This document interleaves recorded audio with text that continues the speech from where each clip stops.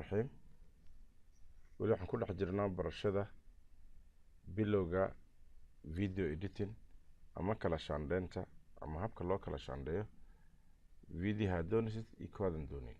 casharkan maanta waxaan ku baran doonaa insha Allah sida qoraalka ama textiga loo raaciyo video. siyaabo badan baa loo raaciyaa.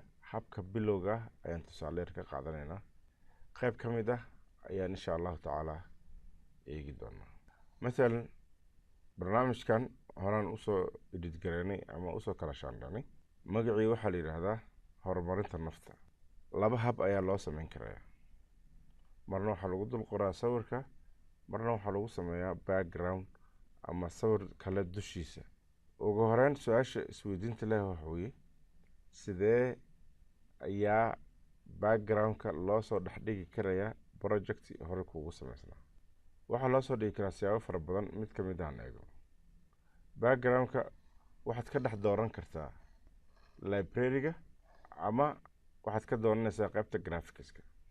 kuwaa mid ka mid ah ayaad soo qaadanaysaa background ahaan. haddii aanan ku anficinna waxaad dooran kartaa qaybta kalarka saafiga. haddaynan ku anficinna waxaad dooran kartaa backgroundkaasoo ah sawiradan sida badan dhammaantood u badan maxaa la yidhahdaa photo. haddaad doontana waxaad soo qaadan kartaa qaar video ah adoo ku xisaabtamaya inta second aad doonaysid. tusaale qaybtan cadceedan soo qaadan.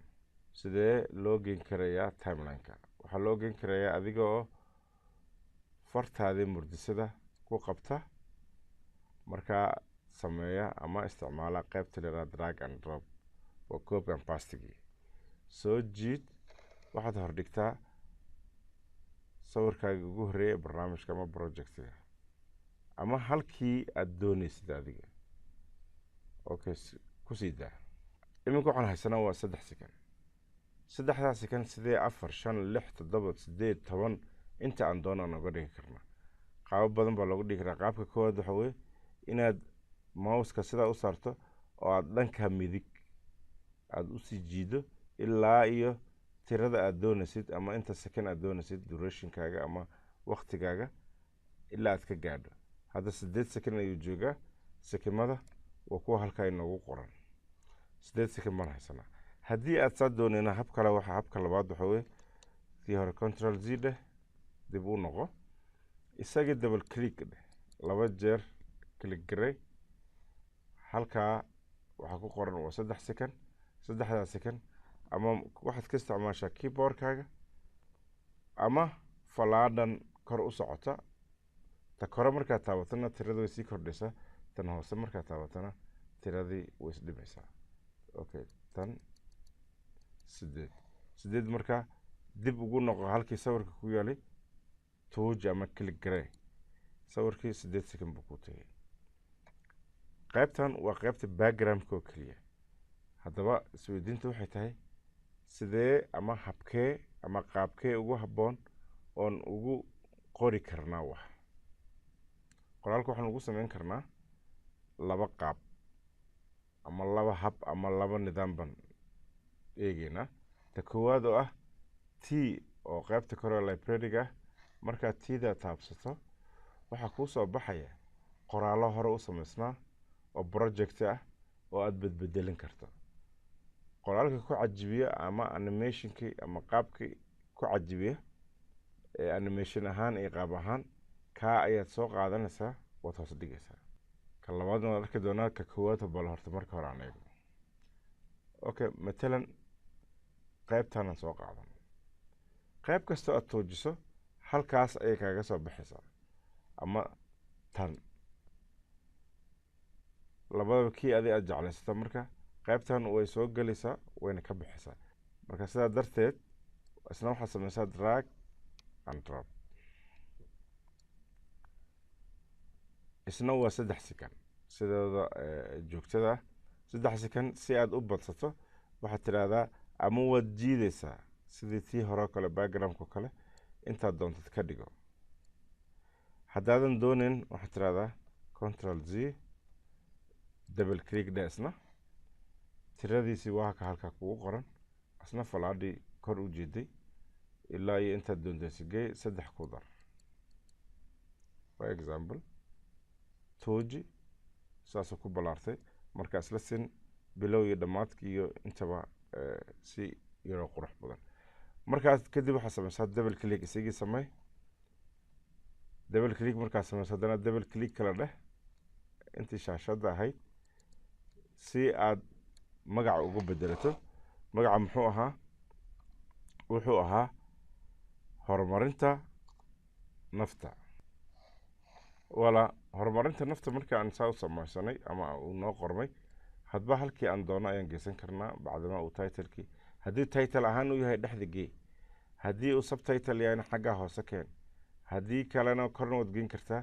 haddii uu yahay qoraalo kale ay sii raacayaan barnaamijka iyo ciddii kasoo qayb gashay ama ciddii samaynaysa ama ciddii maxaan ku rahdaa cameraman wixii oo kale wixii qaybihii kale ee sii raaci karana waad kusii kordhin kartaa haddaba isweydiinta kale waxay tahay qoraalkan ma sidaana ku qaadanaa haddii aad doonto noocood ku qaadan kartaa oo tijaabi as a project u tijaabi play dheh wuu soo galay haddana wuu baxay okay qaybtan waa qaybtii projectiga samaysnaa ee librariga noo yaali oon samaysanay okay qaybtan waa qaybtii hordhaca xagga dambana iyagun baad copy oran kartaa aad geenaysaa xagga ugu dambeysa sidaad ku geen kartaa marka hore iyaga copy ka samayso si aan mar walba usoo noqnoqon waxaad tidhahdaa drag and drop xaggaa dhigo oo librariga dhigo sawirkaana sidoo kaleeto drag and drop xagga mediaha qaybta sawirada ay ku yaalin adna qaadaysaa waa dhiganaysaa fi amaanillah hadhow marka ugu dambeysa maxaad samaysanaysaa isagii backgroundka soo qaad 8 mirar geyso qaybtii waxaad tagtaa haddana tigii ama maxaan ku rahdaa qoraaladii librariga ku jiray oo barnaamijkooti isna soo jiid drag and drop xagga dambe keen waxaad raacinaysid dhammaad iyo cameramanka iyo producerka iyo ciddii kale ka qayb gashay iyo ciddaad u mahad celinaysid ayaad halkaa ku qori kartaa iyaguna qaybtaasna waa copy mar haddaad qorto xagga hore uma baahnid mar labaad xagga dambe inaad qorto okay qaybta kale qaybtan waa qaybta qofka subtitle magaciisii aad ku qoraysid ama barnaamijka ku aqrinayay ama barnaamijkii kasoo jeedinayay ama ciddii markaa muuqata projectiga ama programka ku dhex jira ama ka shaqeynaysa qaybta waxaa sameynaysa waxaan ku tijaabinaa qaybta labaad wejiga labaad oo kii aan iminka ku eegayna halkan kaasoo ah tiidii taabo double click dheh double click magaciisii ku qor qofka masalan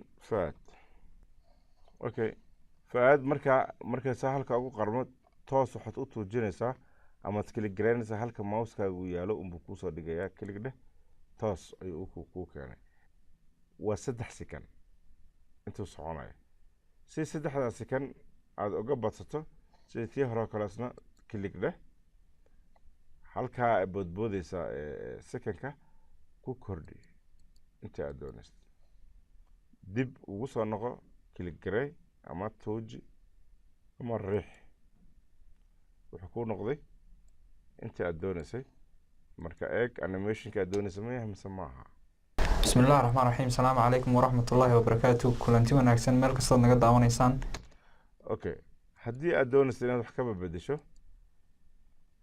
waad yareyn kartaa ama waad duubin kartaa bidixii waad gen kartaa midigtaad gen kartaa haddaad doonto dhexdaad gen kartaa sidii kugula haboonaata waa sida ugu quruxda badan magaca waa subtitle baa la yidhaha qofka xaggiisa hoose ama halkuu joogo meel yara ka hooseyso halkaas oo kale ayaa sida badan la dhigtaa okay sida tii hore kale isna waxaad samaysan kartaa faad haddii aad doonayso inuu soo noqnoqdo oo dhowr jeer oo barnaamijku uu yahay dhowr minute ama inta nus saac iyo wax ka badan magacii sidoo kale isna waxaad qaataa drag and drop dusha geyso mar labaad haddii aad damacdo inaad faad qorto soo jiid drag and drop halkaa ku sii daa uma baahna markaan kaagama baahna inaad tiiga keliya aad tagto halka godka timelineka tiiga ku qoran keliya inaad tagto waxaad dhex dhigi kartaa amaad geysan kartaa waa overlay waa sidii hore aad animation ku samaystay qaabkaad hore u samaysatay wey eeg markaa iminka waa clip keliyan taabsanay macal sawirkii codka waxaad u maqleyd waa sidaa haddii aad doonaysa macal codka inaad maqasho waa inaad taabsataa project labadaba waa isku aqrinaya tahay inuu noloshiisa guul ka gaadho guushu waa shay qof kastaaba okay sidaas ayuu usoo noqonayaa waxoo dhan qaybta bilowga ku qorista ama qoraal raacinta projectiga ama videoga inta noo joogo isagoo advanced ah qaabab kala duwan oo ka qurux badan oo ka adag si gaar ayaan baran doonaa casharkeena maanta halkaa inoo joogo insha allahu tacaala